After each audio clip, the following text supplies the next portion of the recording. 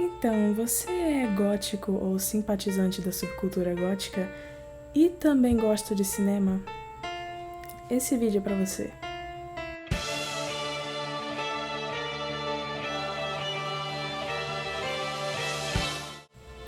Bem-vindos de volta a mais um vídeo, e nesse aqui eu vou cobrir um tema que foi sugerido pela Ingrid, que é uma amiga minha aqui da minha cidade.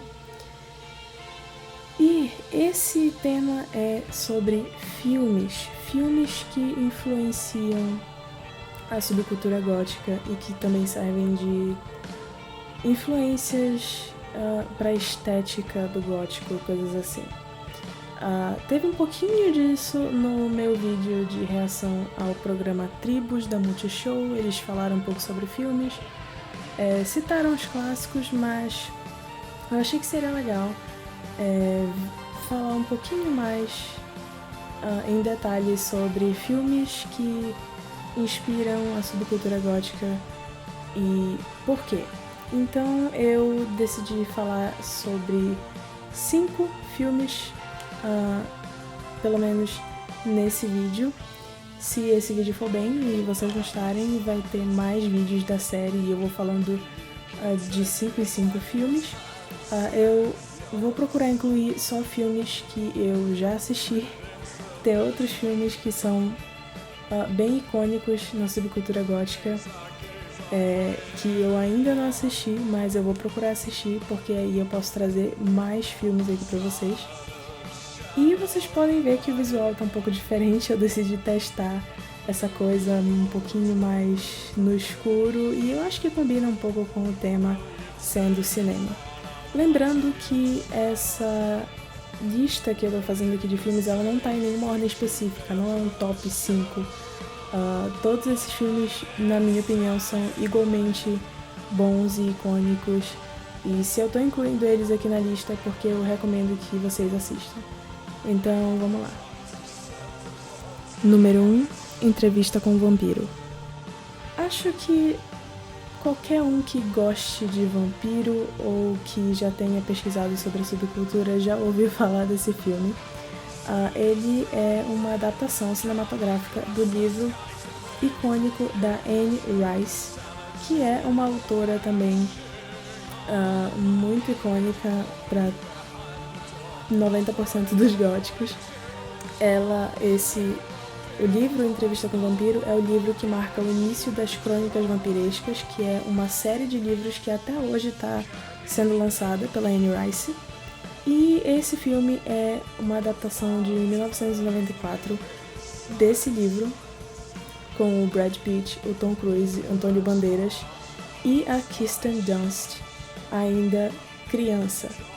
E, primeiramente, quando a gente fala de adaptação de livros para filmes, sempre é um assunto complicado, porque é claro que livros e filmes são duas mídias completamente diferentes e você nunca vai conseguir traduzir 100% de um livro para um filme por várias razões.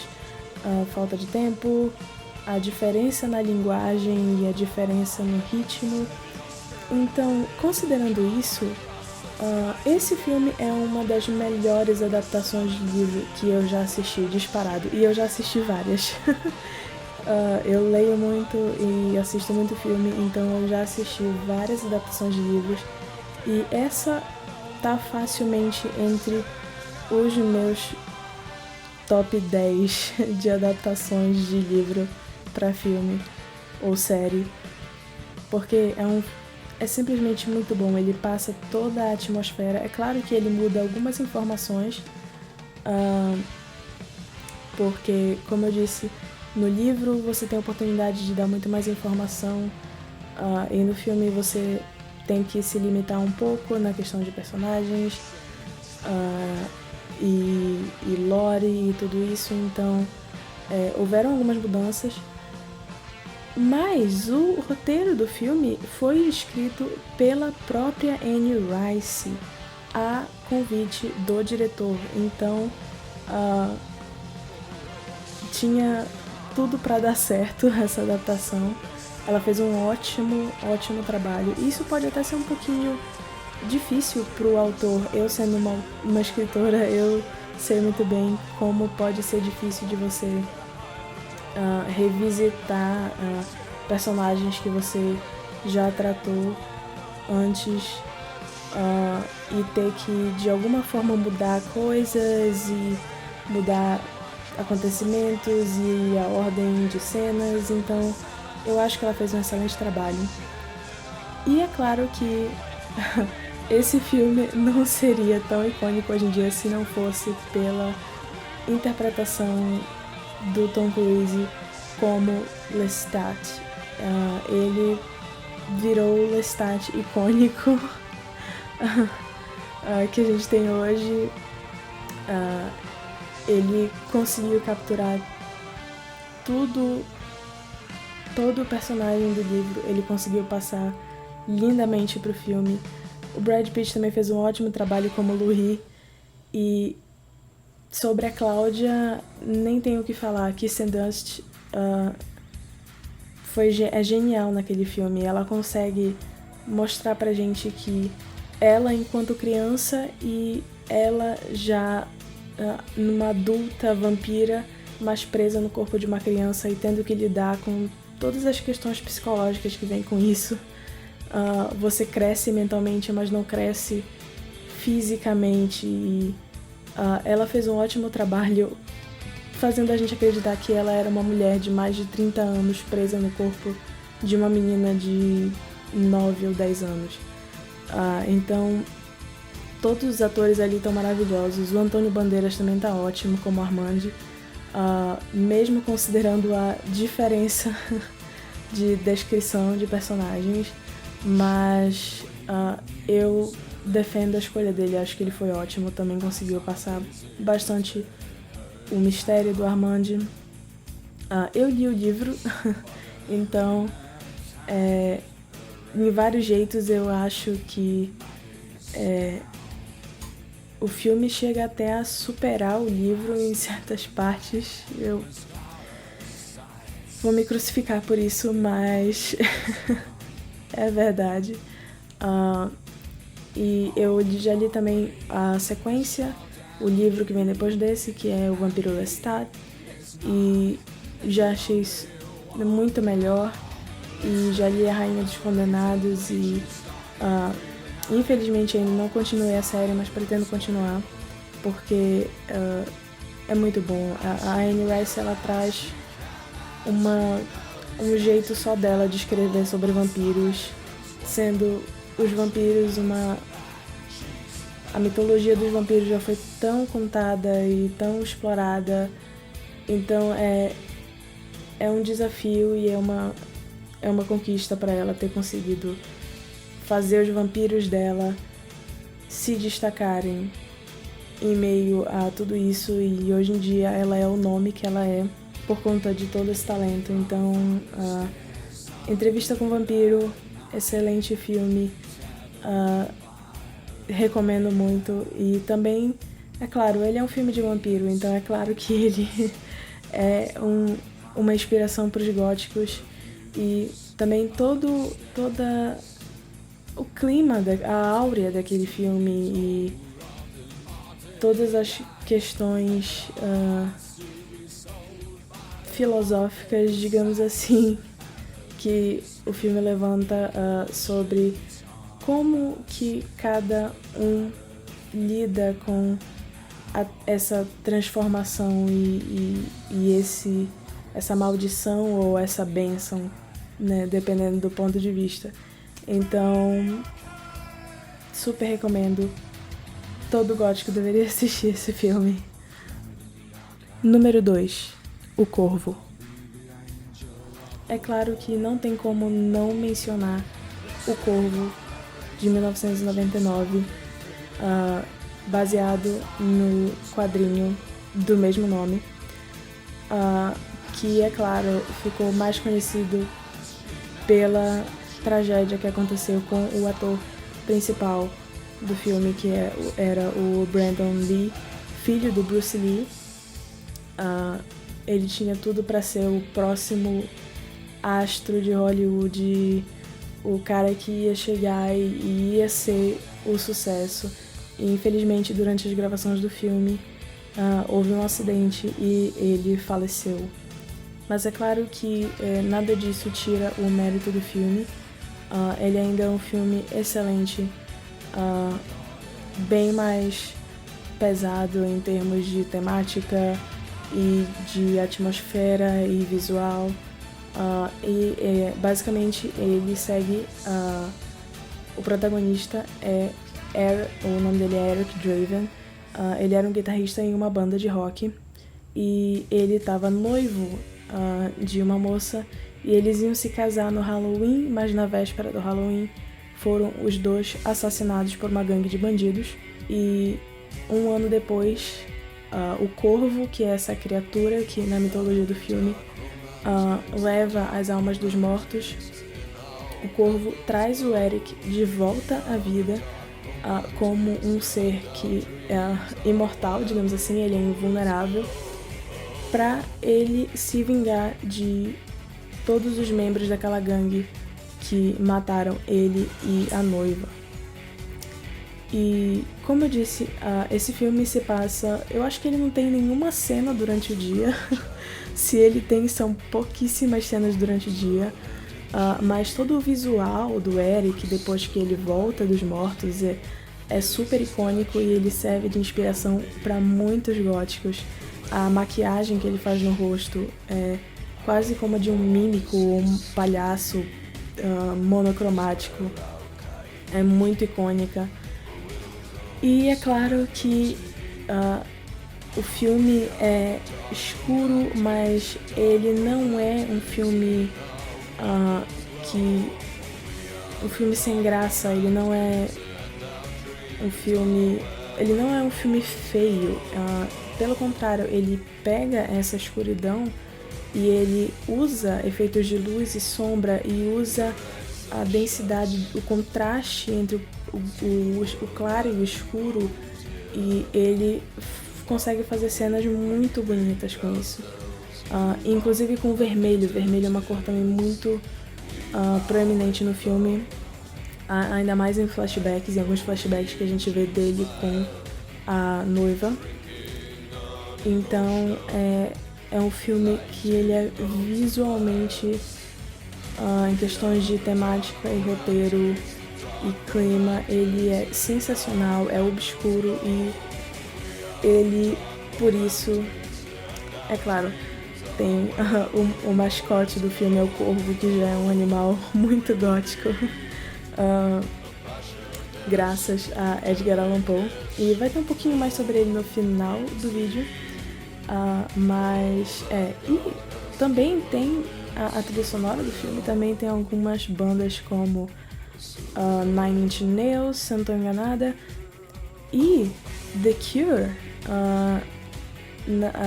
Talvez uma das poucas músicas do The Cure que eu curto, Burn, é uma música de destaque na trilha sonora. Ela é a música que toca quando o Eric volta e ele percebe qual é o propósito dele e ele decide se vingar, e é quando ele tá se maquiando e se vestindo e se preparando para ir atrás dos caras e fazer o que ele tem que fazer.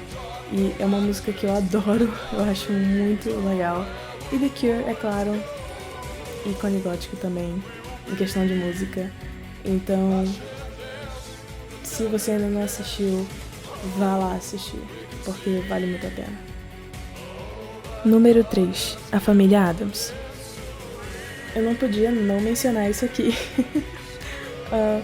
A Família Addams, de 1991, é a primeira adaptação para o cinema dos quadrinhos da família Addams, que foram criados pelo Charles Addams, que eram esses quadrinhos que mostravam essa família totalmente estranha para os padrões da época e atuais. Essa família quase que monstruosa e sobrenatural, de certa forma, e obscura.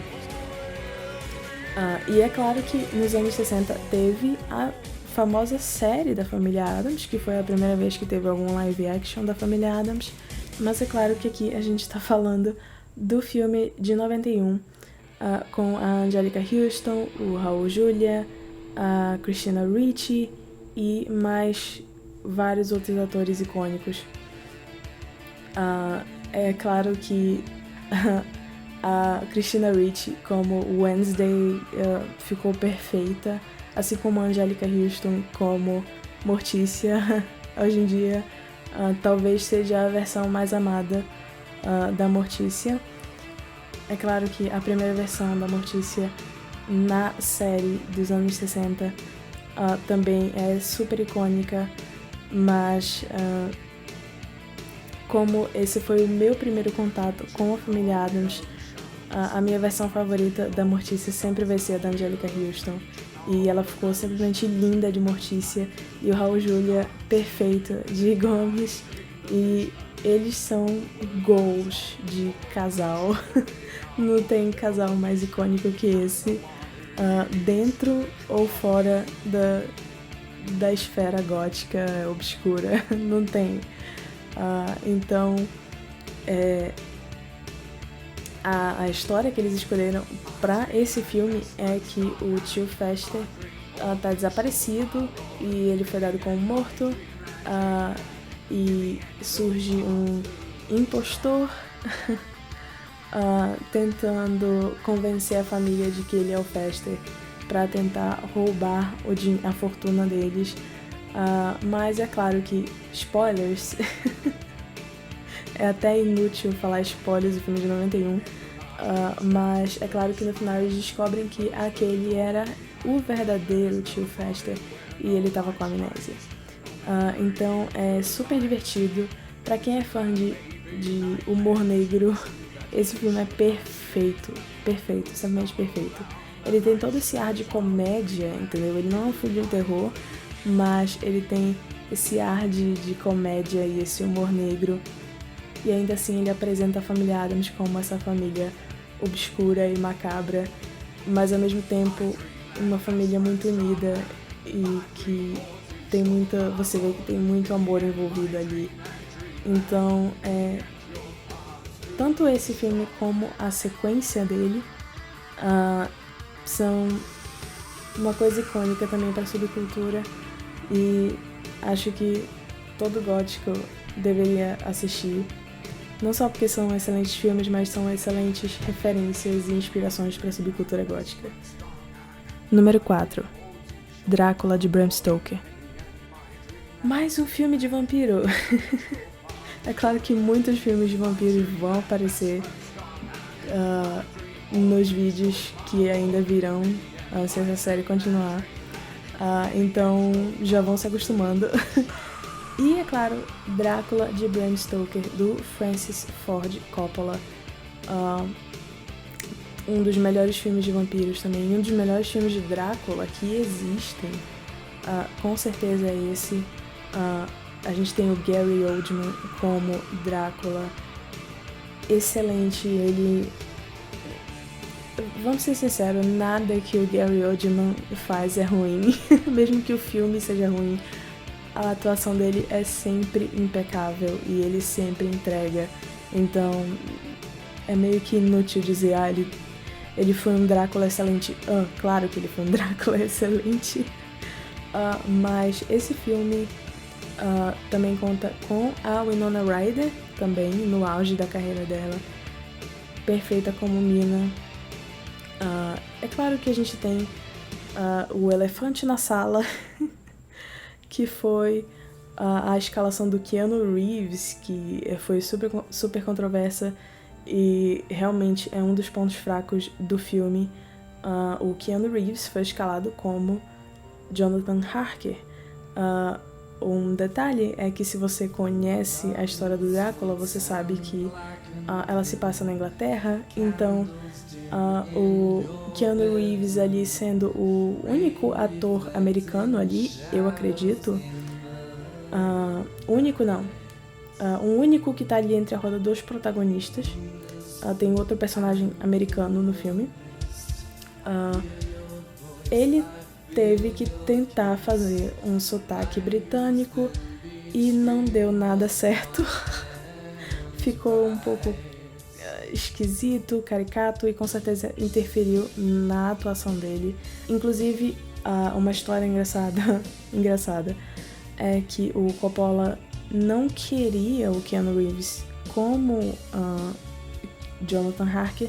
Aparentemente ele queria muito escalar o Johnny Depp como Jonathan Harker, mas o estúdio queria muito o Keanu Reeves no filme, porque ele estava ali alavancando a carreira dele e eles queriam a imagem do Keanu Reeves no filme, então ele teve que aceitar e escalar o Keanu Reeves. Mas ele é apenas um pontinho, nada contra o Keanu Reeves, ok? Fãs do Keanu Reeves. Eu gosto do Keanu Reeves, só que nesse filme não deu muito certo ali. Mas, como ele é um ponto fraco entre vários pontos fortes, outro ponto forte sendo o Anthony Hopkins como Van Helsing. Mais uma vez, inútil falar que ele fez um bom trabalho, porque o Anthony Hopkins também é outro ator que sempre entrega, até nos filmes que não são muito bons, mas ele sempre entrega. E ele tá ótimo como Van Helsing. E esse é um filme do Drácula que traz toda aquela inspiração do Vlad Tepes, que foi o Vlad Empalador, que é uma figura histórica da Romênia. E esse filme foi o primeiro a trazer no cinema esse backstory, que o Drácula seria o Vlad.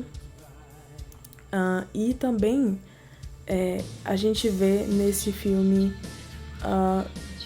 todas as formas do Drácula. A gente vê ele como o lobisomem, a gente vê ele como a névoa, a gente vê ele como um morcego, a gente vê ele velho, novo, mais ou menos. Então, o poder do Drácula nesse filme é imenso e você percebe e você tem medo dele, por mais charmoso que ele seja de vez em quando. E outro ponto forte para a lista enorme de pontos fortes desse filme é o guarda-roupa, é o design das roupas que foram feitos pela Eiko Ishioka, que é uma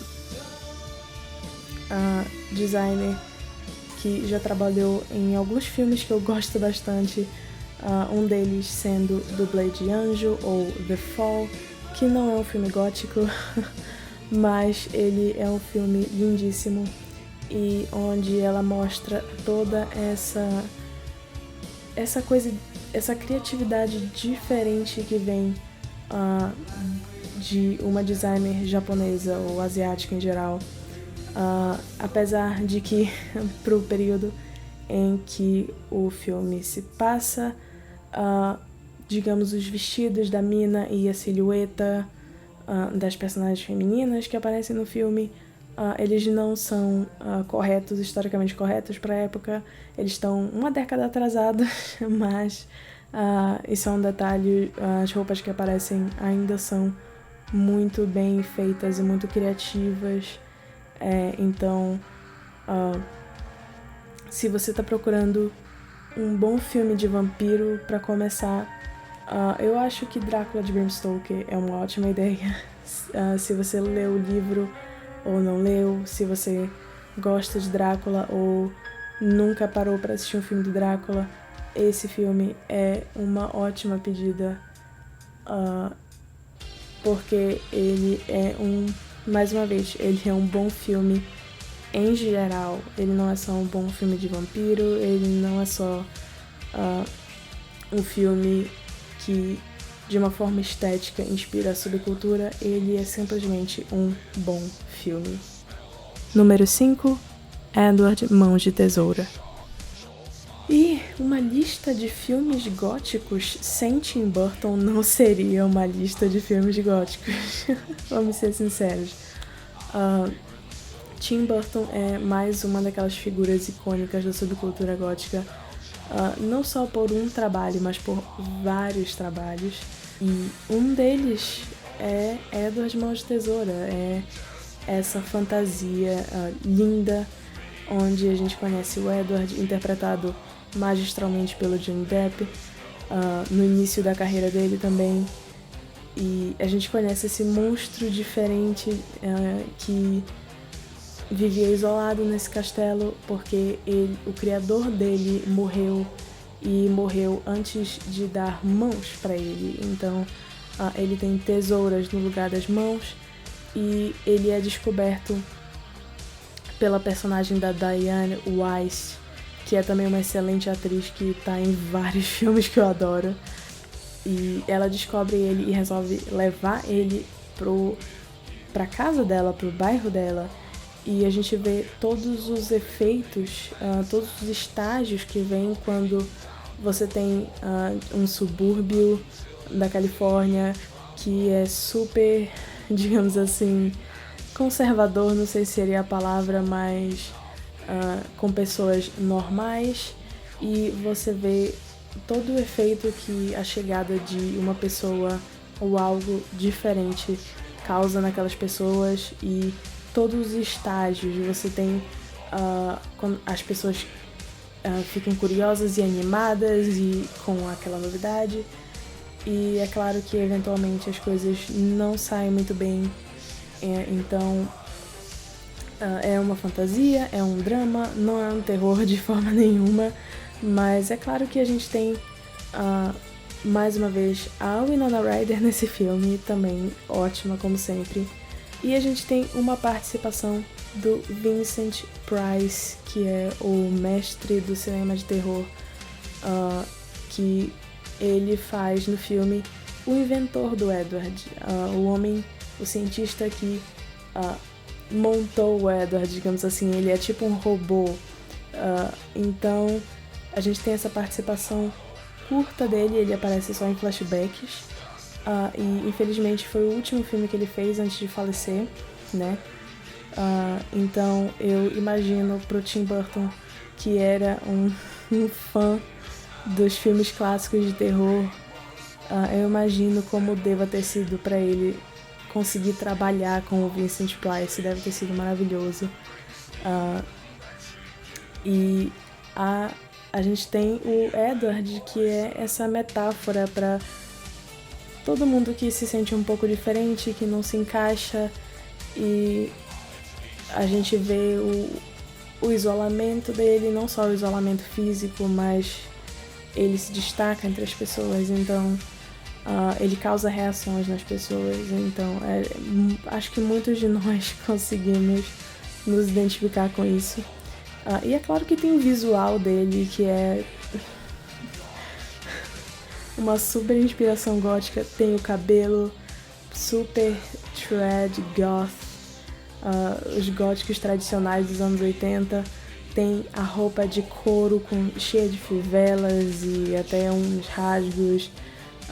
Então tem a palidez dele. Então, excelente filme. Você sai dele um pouquinho com um nó na garganta, mas é um dos melhores filmes do Tim Burton. É um dos filmes góticos mais icônicos. Então com certeza vale muito a pena checar esse filme. E é claro que os góticos adoram, como todos os filmes que a gente falou nessa lista. É a lista de alguns filmes que os góticos adoram, e esse é o motivo. Mas eu tenho uma menção honrosa pra fazer, que é um filme que eu não vi as pessoas debaterem muito, os góticos debaterem muito. Ele é um filme também um pouco mais recente, de 2012, se eu não tô enganada. Mas ele é um filme que se chama, originalmente é The Raven, O Corvo também. E ele é um filme mais ou menos biográfico, não realmente biográfico, do Edgar Allan Poe. É um filme que é um filme de ficção que é baseado nos últimos dias de vida do Edgar Allan Poe, porque ele morreu de uma forma um pouco misteriosa. Então, nesse filme, a gente tem ele é basicamente um thriller policial que envolve o Edgar Allan Poe, onde tem esse assassino em série que começa a cometer assassinatos baseados nas obras dele. Então,